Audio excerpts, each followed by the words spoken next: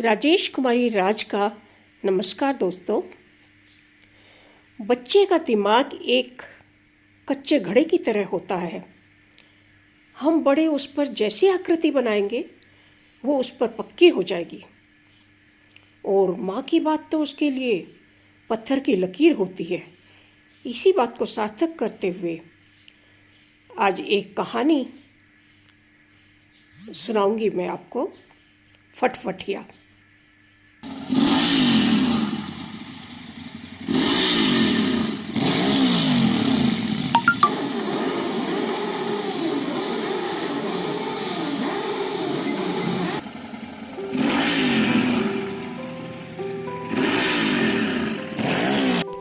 या अल्लाह, देखो मर्दुआ फिर आ गया, मरदूद कहीं का।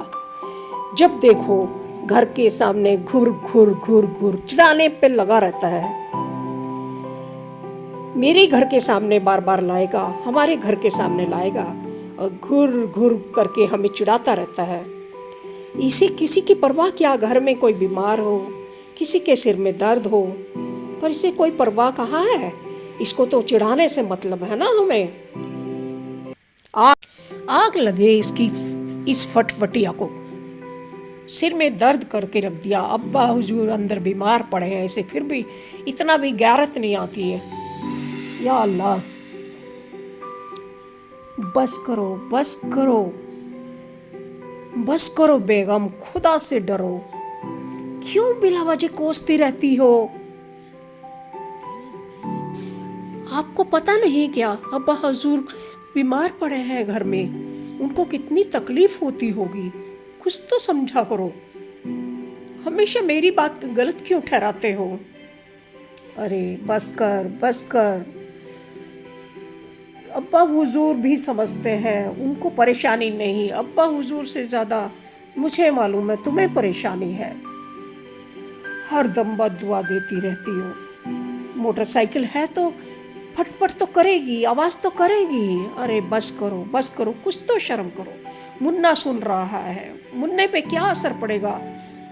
घर में इतना ज़्यादा क्लेश ठीक नहीं रहता। तुम्हें क्या तकलीफ है? सिर्फ तुम्हारी कुड़न है, मैं सब समझता हूँ।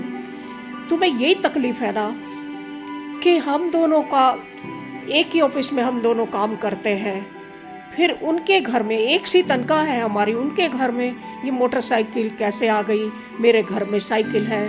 बस यही फ़र्क तो तुम्हें परेशान कर रहा है ना। सच कहो, यही बात है ना।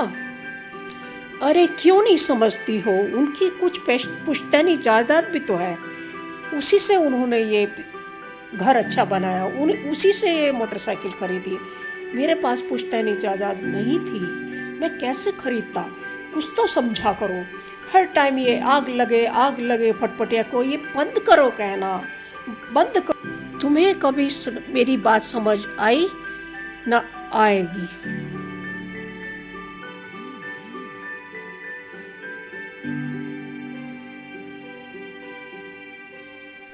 मैडम जी, आपके बेटे को होश आ गया, जल्दी चलो, वो बुला रहा है आपको, जल्दी मैडम जी। वार्ड बॉय के शब्द सुनकर रेहाना अस्पताल के बरामदे से उठकर अंदर की तरफ भागी और वो पहली बातों को छोड़कर धरातल पर आ गई, वर्तमान में एकदम आ गई और सुनते ही अंदर की तरफ भागी, जहां उसका 8 वर्ष का बेटा झुलसा हुआ जिंदगी से जद्दोजहद कर रहा था। हाय मेरे बच्चे, ये सब क्या हो गया? हाय मेरे बच्चे, ये सब क्या हो गया? कैसा है तू? कहा था ना, कितनी बार कहा था वहां खेलने मत जाया कर उस शकील के साथ में। पर तुझे भी तो वो अपने बाप की साइकिल छोड़कर वो मोटरसाइकिल में लग गई थी ना, उसकी सवारी करनी चाहिए, अच्छी लगती थी तुझे। कितनी बार मना किया मत जाया कर। अगर आज तू वहाँ नहीं जाता खेलने तो उस आग की चपेट में नहीं आता मेरे बच्चे। क्या हो गया, तू ठीक हो जा, जल्दी से ठीक हो जा, और ठीक होने के बाद फिर कभी वहां मत जाया करना, कभी मत जाना। अम्मी, अम्मी, अम्मी, अब तो आप खुश है ना? शकील भाई जान की फटफटियाँ जल गई, अब तो खुश है ना? अब तो अम्मी, अब तो कभी दद्दू को तकलीफ नहीं होगी ना? अब तो आप नहीं कहेंगी ना आग लगे, आग लग गई ना शकील भाई की, भाईजान की मोटरसाइकिल में? अब उसे अब कभी लड़ाई नहीं करोगे ना, कभी नहीं करोगी ना? अम्मी बोलो, अम्मी जल्दी से बोलो, अब कभी नहीं लड़ोगी ना? कोई परेशानी नहीं होगी ना आपको? नहीं मेरे बच्चे, नहीं नहीं, मैं नहीं लड़ूंगी। पर तू यूं तो बता, तू क्यों गया था वहाँ खेलने? मेरे बच्चे क्यों गया था? अम्मी, मैं सच बताऊं अम्मी, मैं वहाँ खेलने नहीं गया था, मैं नहीं गया था वहाँ खेलने।